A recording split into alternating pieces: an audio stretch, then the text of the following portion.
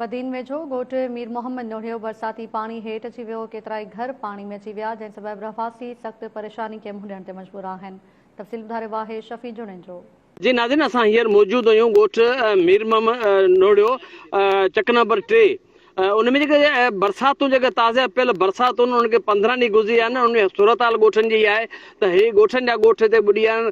ॻोठ मीर मोहम्मद नोड़ियो जो सभु जेके घर आहिनि उहे बरसाती पाणी हेठि आहिनि ऐं हिते जा जेके मुतासिर आहिनि उहे सख़्तु परेशान आहिनि। हिननि खे रस्तो जेको आहे उहो उन ते 7 खां 8 फुट पाणी बीठल आहे। हिननि खे अच वञ तमामु घणी तकलीफ़ आहे। हू ढमनि ज़रिए ॿाहिरि निकिरनि था, हिते खाधे पीते जूं शयूं खणनि था, पाणी पीअण जो खणनि था, वरी वापसि वञनि था उन्हनि ढमनि ज़रिए। केतिरा ई ॿार उन में किरी ज़ख़्मी थिया आहिनि, केतिरा ई माण्हू पाणी सबबु जेको सो ॿुॾा आहिनि। हिते जेको बरसाति सबबु गंदगी सबबु नांगनि जेको उहो मोह कढिया आहिनि ऐं घरनि में जेको सो केतिरा ई माण्हू जेको सो ॾंगिजी पिया आहिनि। हिते बीमारी मोह कढियो आहे। अचो त उन्हनि सां ॻाल्हि ॿोल करियूं त उन्हनि जो छा चवणु आहे। बसि पोइ मिड़े मजबूर पोइ इन ढमनि ते न करंदा आहियूं। हा, इन बरसाति सबबु ॿियो केतिरो नुक़सान थियो आहे? कहिड़ा जाम आबादियूं सभु ॿुॾी वियूं, माल दरबदर थी विया, माण्हू दरबदर आहिनि। हा, बसि ॿियो वेठा आहियूं, घर जलियो बसि। जॾहिं माण्हू पोइ कंहिं महिल पाणीअ ते निकिरियो अचो तलियो इन ढमनि जे वसीले। ॿियो त आहे सारो को बि कान, हुकूमत करे कुझु कान थी। कई बीमारी न अची मोह कढियो आहे।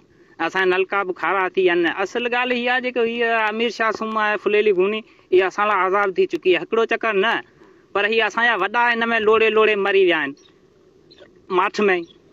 न खाटी थी थिए, खाटी थिए त असां कोन ॿुॾूं। हे असांजा फसल करोड़नि पंहिंजा ॿुॾी विया आहिनि। हितां ॿार बचो नंढड़ो स्कूल ते छा ते रवानो करियूं?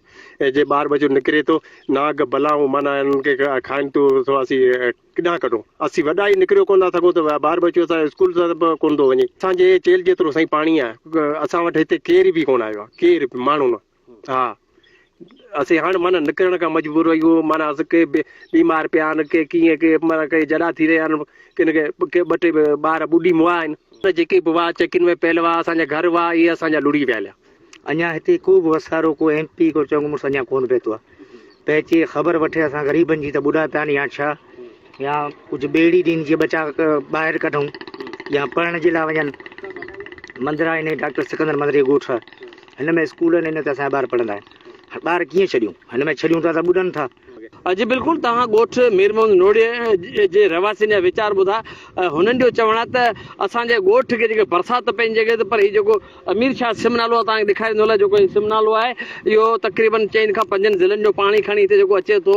हैदराबाद टंडो मोहम्मद खान खां मातली खां थींदो हिते बरसाती पाणी जेको निकाल करे थो। इन सिम नालनि जे जेको घारनि जे करे, पलटण जे करे हिननि जे ॻोठ जो नुक़सानु थियो आहे। हिननि ॿुधायो त असांजे ॻोठ में जेको तक़रीबन 600 खनि घर आहिनि, जेके सभु माण्हू मुतासिरनि जे घरनि में पाणी बीठल आहे ऐं हिते बीमारियूं काए पियूं। हिननि सिंध हुकूमत खां ऐं फोकल पर्सन बदीन खां इंसाम खां मुतालबो कयो त फौरी तौरु हिन इलाइक़े में जेको टीमूं मोकिले इलाज करायो माण्हुनि जो वञे, ही बरसाती पाणी जेको निकाल करायो वञे।